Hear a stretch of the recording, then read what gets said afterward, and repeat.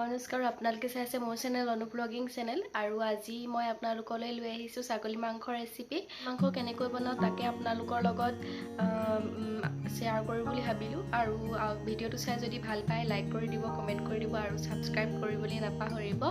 আৰু আপোনালোকেনো ছাগলী মাংস কেনেকৈ বনায় কমেণ্ট কৰি জনাব আৰু মোক আগবাঢ়ি যোৱাত সহায় কৰিব বুলি আশা থাকিল। ভিডিঅ'টো শেষলৈকে চাব। Good night. এতিয়া ছাগলী মাংস বনাবৰ কাৰণে মই লৈছোঁ আলু, ছাগলী মাংস, পিঁয়াজ, কাটি লোৱা জলকীয়া, আদা নহৰু পেষ্ট আৰু কণ বিলাহী, এইকেইটাই মই লৈছোঁ, বেলেগ একো নাই লোৱা। মছলা হিচাপত মই ব্যৱহাৰ কৰিছোঁ এইটো MD এভৰিডে মিট মছলা, কাশ্মীৰী মৰিচা আৰু ধনিয়া পাউডাৰ আৰু জিৰা পাউডাৰ, ইমানেই। তেল গৰম হ'লত মই ইয়াত দিলোঁ মেথি গুটি। গুটিখিনি অকণমান ক'লা হ'লে মানে মই দিম পিঁয়াজ দিয়াৰ পিছত মই হালধি দিম।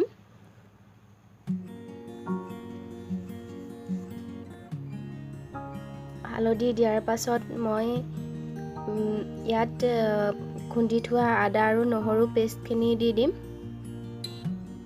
আৰু এইখিনিতে কওঁ, মোৰ চেনেলটো ছাবস্ক্ৰাইব আৰু লাইক কৰি দিবলৈ নাপাহৰিব। ছাবস্ক্ৰাইবাৰ বাঢ়িলেহে আচলতে ভিডিঅ'খিনি বনাবলৈ মন যায়। আৰু ইয়াত মই এতিয়া ৰেড চিলি দিছোঁ, যাতে পিছত কালাৰটো উঠি যায় মাংসত, সেয়েহে মই ৰেড চিলি তেলতে দিওঁ। আৰু এয়া কাটি থোৱা জলকীয়াকেইডোখৰ দি দিছোঁ। আৰু আপোনালোকে মোক উৎসাহিত কৰিবৰ বাবে লাইক এটা কৰিবলৈ নাপাহৰিব আৰু কমেণ্ট কৰি জনাবলৈ নাপাহৰিব মোৰনো ভিডিঅ'বোৰ চাই আপোনালোকে কেনেকুৱা পায়, আৰু লগতে ছাগলী মাংস আপোনালোকে কেনেদৰে বনায় জনাবলৈ নাপাহৰিব।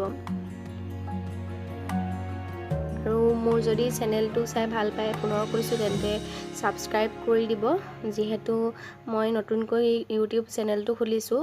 আৰু উৎসাহিত পাবৰ বাবে আপোনালোকে সদায় মোক সঁহাৰি জনাই যাব। ইয়াত মই মাংসখিনি দি দিলোঁ।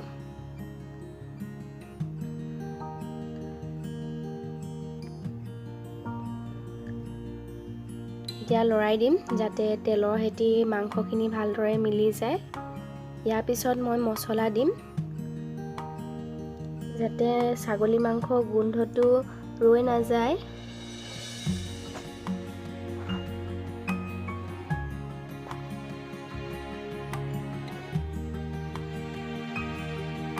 ছাগলী মাংস গোন্ধ যোৱাবলৈ বহুত দিগদাৰ হয়, সেয়েহে মই ছাগলী মাংসখিনি প্ৰথম ভাজোঁতেই মছলা দিওঁ, কাৰণ তেতিয়া পাছলৈ গোন্ধটো ছাগলী মাংসৰ ৰৈ নাযায়।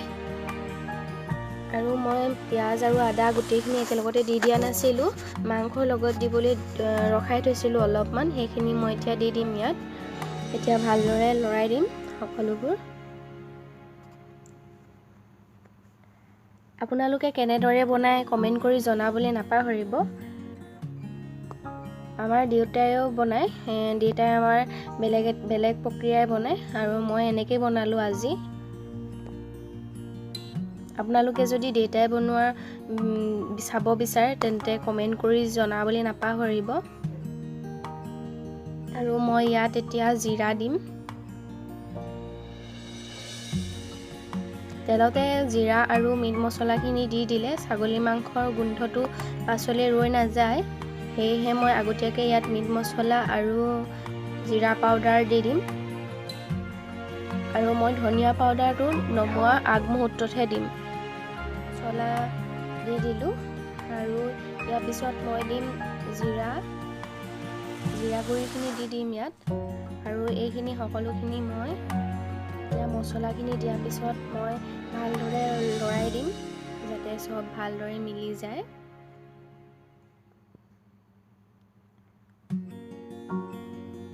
একোৱে মই অলপ দেৰি ভাজি থাকিম, আৰু মাংসখিনি মই আলু এতিয়াই নিদিওঁ, আৰু মাংসখিনি মই অকণমান দেৰি ঢাকি দিম, তাৰপিছতহে আলু দিম। এয়া অলপ দেৰি ঢাকি দিয়াৰ পিছত এনেকুৱা ৰং হ'ল, আৰু ইয়াত মই এতিয়া কণ বিলাহীখিনি দি দিম। এয়া কণ বিলাহীখিনি দি দিলোঁ। ভিডিঅ'টো অলপমান লৰি গ'ল, কাৰণ মই ফোনটো ধৰিবলগীয়া হৈছে আৰু লৰাবলগীয়া হৈছে, সেয়েহে অলপ লৰি গ'ল। এতিয়া কণ বিলাহীখিনি দি দিয়াৰ পিছত মই ভালদৰে লৰাই আকৌ মই ঢাকি দিম যাতে কণ বিলাহীখিনি ভালদৰে ভাজি যায় আৰু খাবলৈ ভাল হ'ব তেতিয়া ভাজিবলৈ, আৰু সেইকাৰণে মই ঢাকি দিম। এতিয়া মই আলু দি দিম ইয়াত। আলু দিয়াৰ পিছত মই আলুখিনি ভালদৰে লৰাই দিম। যেতিয়ালৈকে আলুখিনিত হালধীয়া ৰংটো নহয়, অৰ্থাৎ মছলা ৰংটো যেতিয়ালৈকে ওলাই যায় তেতিয়ালৈকে মই ভালদৰে লৰাই দিম। আৰু পানী দিয়াৰ আগত মই আলুখিনি সৈতে মাংস পানী নিদি ঢাকি দিওঁ, তাৰ পাছতহে পানী দিওঁ। এয়া মই পানী দিলোঁ, পানী দিয়াকণ মই নেদেখালোঁ আৰু এয়া নমাব হৈছিলে আচলতে, সেয়েহে মই ইয়াত ধনিয়া পাউডাৰ দি দিলোঁ আৰু অকণমান দেৰি ৰাখি পানি মই নমাই দিম। বেছি গ্ৰেভি নকৰোঁ।